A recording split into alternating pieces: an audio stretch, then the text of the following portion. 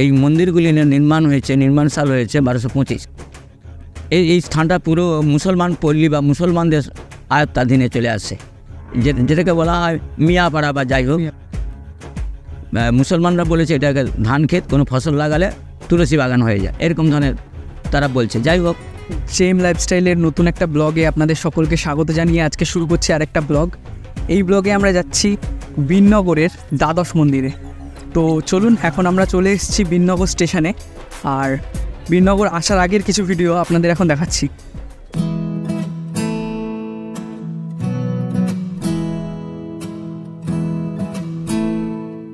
একদিন দুপুরবেলায় খাওয়া দাওয়া কমপ্লিট করে প্ল্যানটা হলো, আর আমি আমার ভাই ছোটনদা মিলে বেরিয়ে পড়লাম। কিন্তু গন্তব্যটা কিন্তু বাড়ি থেকে খুব বেশি দূরে ছিল না।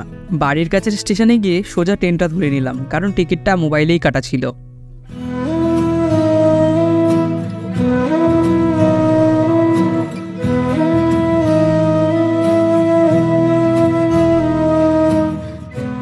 রানাঘাট স্টেশন পার করতেই পৌঁছে গেলাম কালীনারায়ণপুর স্টেশনে, যেটাকে দার্জিলিং লাইটও বলা হয়।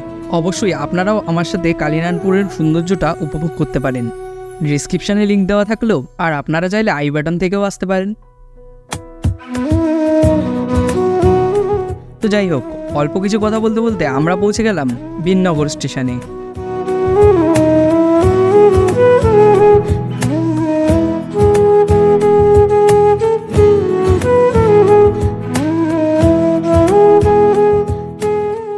তো আমরা এখন নেমে গেছি বিননগর স্টেশনে, আর এখন এখান থেকে আমরা যাব দ্বাদশ মন্দিরে।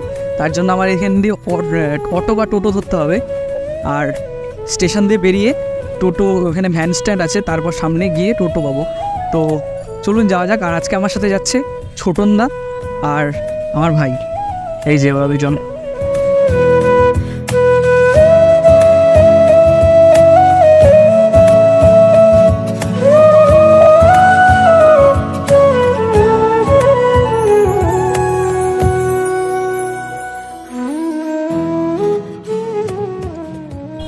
আমরা এখন টোটোতে উঠে গেছি, আর টোটোতে করে এখন যাচ্ছি দ্বাদশ মন্দিরে। আর এখান দিয়ে টাইম কত লাগবে? এখান দিয়ে 5 মিনিট। এখান দিয়ে দ্বাদশ মন্দির যেতে টাইম লাগবে তো 5 মিনিট মতন, আর ভাড়া পড়ছে 10 টাকা করে। আমরা মন্দিরে পৌঁছানোর আগেই টোটোতে বসা এক লোকের কাছ থেকে শুনলাম মন্দিরের ব্যাপারে কিছু কথা। চলুন তাহলে আপনারাও শুনে নিন। হ্যাঁ, সব দ্বাদশ মন্দিরে এগুলো দ্বাদশ মন্দির ছিল, এখন নেই। এখন শুধু মন্দিরটাই মনে আছে না? মন্দির আছে, আর তাও অনেক জায়গা আছে। অ্যাপ্রক্সিমেট প্রায় 40 বিঘা ছিল আগে। 40 বিঘা ছিল প্রায়, এখন 20 বিঘা দাঁড়িয়েছে। আর এটা কি মন্দির?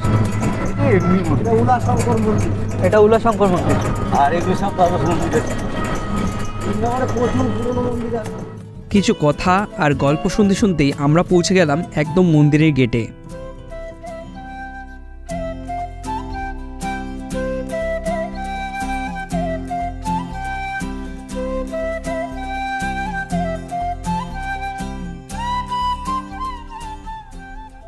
আমরা 5 মিনিট পরেই পৌঁছালাম দ্বাদশ মন্দিরে। আর দ্বাদশ মন্দিরের কিছু কথা আমরা এখানকার কোনো লোকের মুখ থেকেই শুনে নেব। এইটা হচ্ছে পুরো মন্দিরটা, আর আপনাদের পুরোটাই ঘুরে দেখাবো। মন্দিরের ভেতরে কথা বলার পরে বংশীদাস বাবাজি আমাদের বলল, চলো তোমাদের নিয়ে একটা জায়গায় যাই। আমরাও আর বেশি কথা না বাড়িয়ে তার পিছু নিলাম। এই যে স্থানটা, এটাকে বলা হয় উলা বিননগর, এটাকে দ্বাদশ মন্দির বলা হয়। এটা যিনি মায়াপুর আবিষ্কারক, যিনি কেদারনাথ ভক্তিবিনোদ দত্ত বা ভক্তিবিনোদ ঠাকুর, যিনি মায়াপুর আবিষ্কার করেছেন, যেটা চৈতন্য মহাপ্রভুর যে জন্মস্থান, উনি আবিষ্কারক। চৈতন্য মহাপ্রভুর জন্মস্থান তো আজকে প্রায় 500-550 বছর পূর্বের ঘটনা, সেটা প্রায় লুপ্তই হয়ে গিয়েছিল। ঠিক, ওটা অদৃশ্যই ছিল। প্রায় 300-350 বছর পরে আবার আমাদের ভক্তিবিনোদ ঠাকুরের যিনি আবির্ভাব হলো, ভক্তিবিনোদ ঠাকুর, তিনি এই বিননগরেই তার জন্মস্থান এবং মামা বাড়িতে। এই স্থানটা বিননগরের যে তদানীন্তন যে জমিদার ছিলেন, সেই জমিদার ঈশ্বরচন্দ্র মিত্র মুস্তাফি কায়স্থ, এটা ওনারই জমিদার স্টেট। 50 বিঘা জমির উপরে এস্টেটটা ছিল, বর্তমানে কিছু কমেছে যদিও। তো এইখানে জমি আমরা যেখানে দাঁড়িয়ে আছি এইটাই হচ্ছে তার বসত বাড়ি। এইটাই বসত বাড়ি। এখন কিছু গাছপালা হয়ে গেছে, কেননা মহামারীতে এটা বিনগরটা প্রায় ধ্বংসই হয়ে গিয়েছিল। সেই ধ্বংসের মুখে পড়ে এই জমিদারি স্টেটও ওনার চলে গিয়েছিল। এই সামনে যে মন্দিরটি দেখা যাচ্ছে সেটি হচ্ছে ভক্তন ঠাকুরের জন্মস্থান, বার্থ প্লেস। ভক্তন ঠাকুরের সপ্তম সন্তান ঠাকুর ললিতা প্রসাদ, উনি মায়াপুর আবিষ্কারের কিছুদিন পরেই উনি এখানে আসেন এবং ভক্তন ঠাকুর পিতা ভক্তন ঠাকুর ওনাকে জায়গাটা নিরূপণ করে দিয়ে গেছেন, নিজের জন্মস্থান। ভক্তন ঠাকুর নিজেই এটাকে নিরূপণ করেছিলেন, পুকুর থেকে 6 পা 7 পা মেপে উনি জায়গাটা নিদর্শন করেছিলেন। পরবর্তীকালে আমাদের গুরুদেব ললিতা প্রসাদ ঠাকুর যখন আসছেন তখন উনি আবার এই জায়গাটাকে সংরক্ষণ করেন এবং যে হস্তান্তরিত হয়ে গিয়েছিল অন্য মুখার্জিদের কাছ নিকট, সেটাকে আবার উনি নূতন করে কিনলেন এই স্থানটি। ঈশ্বরচন্দ্র মিস্তাভিরই এটি সম্পত্তি। প্রধানত তার বিরাট জমিদারি, বিভিন্ন জায়গায় জমিদারি ছিল এবং এই বসতবাড়িটাই ছিল 50 বিঘা, যেটা এখন ওই পঙ্কজবাবুদের ওই সমস্ত পাশের ওই সমস্ত রাস্তার ওপার টোপার বা রাস্তা, এগুলো ছিল আমাদের মানে মন্দির সংলগ্ন মন্দিরের ব্যাপার। ভক্তন ঠাকুরের আবির্ভাব ঘটেছিল 1245 বঙ্গাব্দে। জগৎমণি দেবীর গর্ভে 1245 বঙ্গাব্দে এখানে আবির্ভাব হয়েছে এবং 1256 সালে এখানে মহামারী হয়েছিল প্রায়। তো সেই সময় প্রায় ভক্তন ঠাকুর তার মাকে সঙ্গে নিয়ে উনি কলকাতায় চলে গেলেন। এখানে বাসোপযোগী নয়, এখানে অনেকে মারা গিয়েছিল, পুরাবার পর্যন্ত কেউ ছিল না। ভক্তন ঠাকুর তার একটা গ্রন্থ লিখেছেন যেটা হচ্ছে বিজনগ্রাম সন্ন্যাসী। সেই বিজনগ্রাম সন্ন্যাসীতে এটার সম্পর্কে তুলে ধরেছে।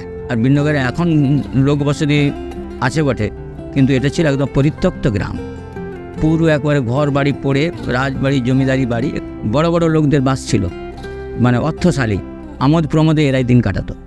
এখানে কোনো অভাব অভিযোগ নেই এবং দেখলেই বোঝা যাবে যে এখানে সমস্ত ঘর বাড়িগুলো সমস্ত পাকা বাড়ি বা একটা সম্ভ্রান্ত বংশীয় সমস্ত ব্যাপার পরিবারগুলো এখানে থাকতো। এখন নতুন করে সেই পরিত্যক্ত গ্রামটাকে আবার জনবসতি বিভিন্ন জায়গার থেকে মানুষ এসে সেটিকে জনাকীর্ণ করে ফেলেছে। মিউনিসিপ্যালিটিটা খুব পুরানো মিউনিসিপ্যালিটি হলেও মাঝখানে যখন মহামারীটারি হয় তার পরবর্তীতে লোক সংখ্যা তো একবারে কমে গিয়েছিল, মিউনিসিপ্যালিটি থাকার একটা মানে অবস্থা ছিল না, জনসংখ্যা সেরকম ঠিক ছিল না। এই ললিতা প্রসাদ ঠাকুর এখানে এসে উনি নিজে চেয়ারম্যান হলো এবং উনি সাহেবদের ছোটো লাট তখন ছিলেন, এই মিউনিসিপ্যালিটিকে রক্ষা করেন। উনি নিজেই মিউনিসিপ্যালিটির চেয়ারম্যান ছিলেন। এইভাবে বিনগরের ইতিহাস এখানে প্রায় ঈশ্বরচন্দ্র মুস্তাফির এরকম ধরনের লেখা আছে, যেটাকে বলা হয় মুস্তাফি বংশের একটা গ্রন্থ, উলা মুস্তাফি বংশ বলে একটা গ্রন্থ পাওয়া যায়। সেটিকে যদিও দুষ্প্রাপ্য এখন, তবুও এইটিকে লিখেছে।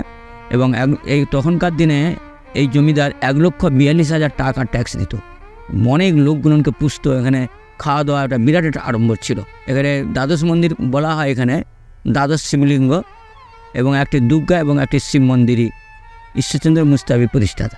60-70 বছর হলো আমাদের গুরুদেব এখানে এসে আবার এটিকে সংস্কার করেন। গুরুদেবের নাম ঠাকুর ললিতা প্রসাদ ঠাকুর। আমরা তার শিষ্য। মন্ত্রস্থ করলেন যে উনি বৃন্দাবন চলে যাবেন। সেই সময় ওনাকে ভবিষ্যৎবাণী হলো যে মহাপ্রভুর জন্মস্থান সম্পর্কে একটা কিছু করা। মহাপ্রভু তাকে বলেন যে আমার জন্মস্থানটা ঠিক করো, কিন্তু জন্মস্থানটা তখন নিরূপণ করা খুবই কঠিন, কেননা তখনকার দিনে মহাপ্রভু তো পুরীতে চলে গেলেন, তা বংশী ওরা তত্ত্বাবধান করতো এবং ঈশান নামে একজন ছিলেন, তাই বিষ্ণুপ্রিয়া মা এবং সচিমাতাকে দেখাশোনা করতেন। কিন্তু এই তো এনাদের দুটি প্রাণী। মহাপ্রভু তো বড় ভাই তো আগেই সন্ন্যাস করে চলে গেছিলেন, তিনি অপ্রকট। তারপরে আবার যখন মহাপ্রভু একা থাকলেন তখন উনি চলে গেলেন কোনো নিঃসন্তান অবস্থায়, তখন ওটা পরিত্যক্ত হয়ে যায়। এবং বিষ্ণুপ্রিয়া মা ছিলেন গঙ্গার ওপারে, যেটিকে বলা হয় বিষ্ণুপ্রিয়া হল মালঞ্চপাড়া। ওনাদের বাপের বাড়ি ছিল মালঞ্চপাড়া। মহাপ্রভুর এই জায়গাটা যখন গঙ্গার এতে প্লাবনে যখন নষ্ট হয়ে গেল, তখন উনি মাকে নিয়ে বিষ্ণুপ্রিয়া মা কিন্তু চলে গেলেন মালঞ্চপাড়াতে, এবং মালঞ্চপাড়াতে চলে গেলেন। সেখানে এই স্থানটা পুরো মুসলমান পল্লী বা মুসলমানদের আয়ত্তাধীনে চলে আসে, যেটাকে বলা হয় মিয়াপাড়া বা যাই হোক। ভক্তন ঠাকুর যখন আবিষ্কার করেছে তখন সম্পূর্ণ মুসলমান পল্লীর ভিতরে, কৃষ্ণনগরে এতে নবদ্বীপে, পুরানো নবদ্বীপ যে উনি ওখান থেকে আলো দেখে ইত্যাদি এরকমভাবে তিনি আবিষ্কারটা করেছেন। মুসলমানরা বলেছে এটাকে ধান ক্ষেত, কোনো ফসল লাগালে তুলসী বাগান হয়ে যায়, এরকম ধরনের তারা বলছে। যাই হোক, এই মন্দিরের ব্যাপারে তিনি আরও কথা বলেছিলেন, তবে আমি পুরোটা দেখাতে পারলাম না, কারণ ভিডিওটা আরও লম্বা হয়ে যেত। যদি আপনাদের মধ্যে কেউ পুরো কথাটা আনকাট শুনতে চান, অবশ্যই ওপরে আই বাটনে দেওয়া লিঙ্কে ক্লিক করতে পারেন। আর আজকের ভিডিওটা এই পর্যন্তই। যদিও ভিডিওটা ভালো লাগে অবশ্যই একটি লাইক করুন। এরকম ধরনের কোনো মন্দিরের খোঁজ আপনাদের কাছে থেকে থাকলে অবশ্যই জানাতে পারেন। জয় শ্রীকৃষ্ণ।